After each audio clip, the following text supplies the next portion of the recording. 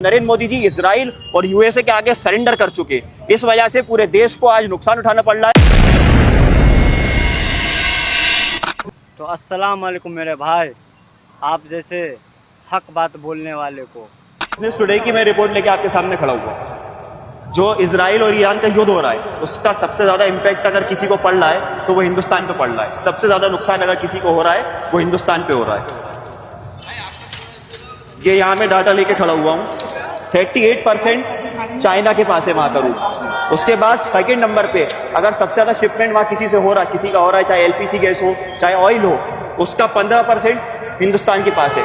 38% पे चाइना है, 38% पे चाइना को वहां पे नहीं रोका जा रहा है, चाइना की शिपों को नहीं रोका जा रहा है, लेकिन 15% दूसरे नंबर पे हमारा वहां पे शिपमेंट है सबसे ज्यादा और हमको रोका जा रहा है वहां पे। तो ये नाइंसाफी क्यों हो रही है? इसकी वजह यह है कि एप्स्टीन फाइल के अंदर जो नरेंद्र मोदी जी और उनके मंत्री का नाम आया है, उसके साथ साथ यूएसए के अंदर अडानी के ऊपर केस चल रहा है। पूरा हिंदुस्तान जानता है भारतीय जनता पार्टी का जो पैसा है वो पीछे के दरवाजे से अडानी के पास ही रहता है।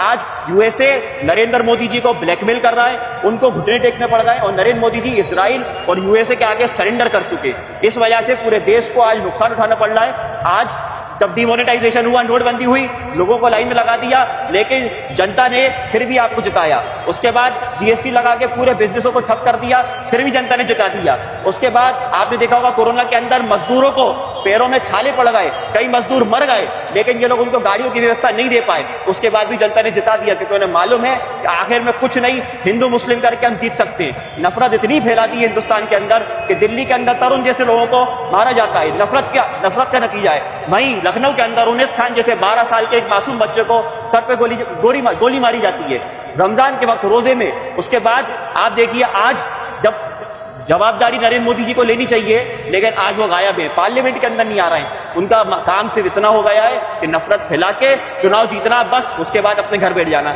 ऐसा नहीं होगा। अब जनता को समझना चाहिए। मैं आपके जरिए, मीडिया के जरिए, आप लोग चौथा स्तंभ में लोकतंत्र का, मैं आपके जरिए रिक्वेस्ट करता हूं जनता से कि आप सड़कों पे उतरे, अपनी संविधान के दायरे में अपनी आवाज उठाएं, हक के लिए बुलंद करें और हिंदू मुस्लिम से हटके अब जो रोजगार के मुद्दे हैं, आज रेस्टोरेंट्स बंद हैं, रेस्टोरेंट बंद होंगे, जोमेटो स्विगी में करोड़ों नौजवान रोजगार है। जब रेस्टोरेंट ही बंद हो जाएगा तो वो क्या डिलीवरी करेगा? वो लोग भी सड़कों पे आ जाएंगे। त्योहार का टाइम है, रमजान का टाइम है, लोग परेशान हो रहे हैं, सिलेंडरों की लाइन में लगे हुए हैं, कोई जवाबदारी नहीं है, ना मुख्यमंत्री ना मंत्री और प्रधानमंत्री जो पार्लियामेंट में भी नहीं आते। राहुल गांधी जी चीख के रह गए कि मुझे बोलने तो, उनको बोलने नहीं दिया जाता। लोकतंत्र खतरे में है, संविधान खतरे में है। आखिर में सिर्फ हिंदू मुस्लिम करके उन्हें चुनाव जीत लेना है, ये उन्हें मालूम है। जनता को एक होना पड़ेगा, हिंदू मुस्लिम को एक होना पड़ेगा और जो बुनियादी देश के मुद्दे हैं उनके लिए सड़कों पर उतरना पड़ेगा। आज मध्य विधानसभा के एक कार्यकर्ता आरिफ मसूद